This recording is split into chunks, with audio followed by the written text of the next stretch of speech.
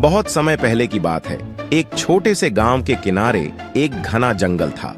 इस जंगल के बारे में एक रहस्य था। कहा जाता था कि रात के समय वहां अजीब अजीब सी आवाजें सुनाई देती थीं।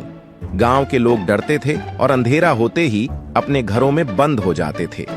लेकिन एक दिन एक छोटा सा लड़का जिसका नाम राजू था, उसने ठान लिया कि वह इस जंगल का रहस्य पता लगाएगा।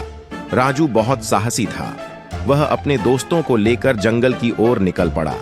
जब वे जंगल के पास पहुंचे तो एक ठंडी हवा चली और पेड़ की शाखाएं हिलने लगीं। राजू ने अपने दोस्तों को कहा, डरना मत, ये सिर्फ हवा है। लेकिन दोस्तों का दिल जोर से धड़क रहा था। जैसे ही वे जंगल के अंदर गए, एक अजीब सी रोशनी दिखने लगी। वह रोशनी इतनी तेज थी कि वे उसकी तरफ खींचे चले जा रहे थे। जंगल के बीच में पहुंचने पर उन्हें एक पुरानी टूटी फूटी झोपड़ी दिखाई दी। उस झोपड़ी के अंदर से रोशनी आ रही थी।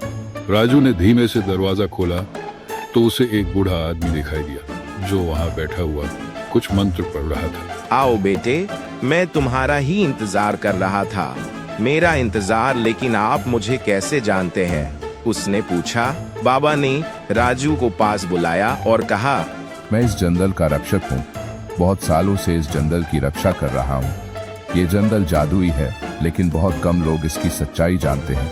बाबा ने एक लंबी सांस ली और कहा, यह जंगल साधारण नहीं है। यहाँ की हर चीज में जादू है। पेड़, पौधे, जानवर, सब में एक खास शक्ति है। लेकिन इस शक्ति का उपयोग केवल वही कर सकता है जो सच्चे दिल का हो और दूसरों की भलाई के लिए जादू का इस्तेमाल करे।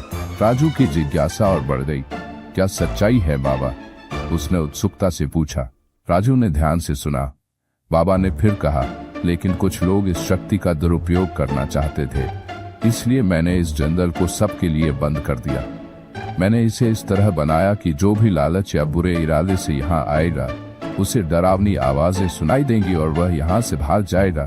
राजू ने वादा किया कि वह इस जादू का उपयोग सिर्फ दूसरों की मदद के लिए करेगा।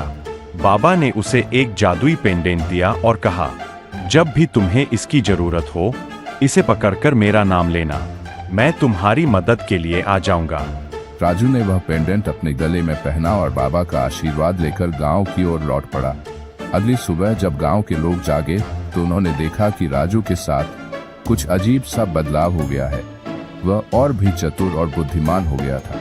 उसने गांव में कई समस्याओं का हल निकाला जिनसे लोग पहले परेशान थे। राजू ने अपने दोस्तों को भी उस जादुई पेंडेंट के बारे में बताया, लेकिन उसने उन्हें चेतावनी दी कि इसका उपयोग सिर्फ अच्छे कामों के लिए ही किया जा सकता है। एक दिन गांव में एक बड़ा संकट आ गया। गांव के पास की नदी में बाढ़ आ गई और गांव में पानी भरने लगा। गांव के लोग बहुत डर गए और समझ नहीं पा रहे थे कि क्या करें। राजू ने तुरंत अपनी पेंडेंट को पकड़ा और बाबा का नाम लिया। अचानक बाबा वहां प्रकट हो गए। उन्होंने अपनी जादुई शक्ति से नदी के पानी को रोक दिया और गांव को बाढ़ से बचा लिया। जब तक तुम लोग सच्चे दिल से रहोगे और दूसरों की मदद करोगे, यह जादू हमेशा तुम्हारे साथ रहेगा। राजू और गांव के लोग अब समझ चुके थे कि सच्चाई और भलाई की ताकत सबसे बड़ी होती है। बाबा ने फिर से राजू को देखा और कहा, अब मेरा काम पूरा हो गया है। इस जादू का ध्यान रखना और इसे कभी बुरे कामों के लिए मत इस्तेमाल करना। गांव के लोग अब उस जंगल से नहीं डरते थे। वे जानते थे कि वह जंगल जादुई है, लेकिन उसका जादू सिर्फ अच्छे दिलों के लिए है। राजू की कहानी पूरे क्षेत्र में फैल गई और उसे सब लोग जादुई बालक के नाम से जाने लगे।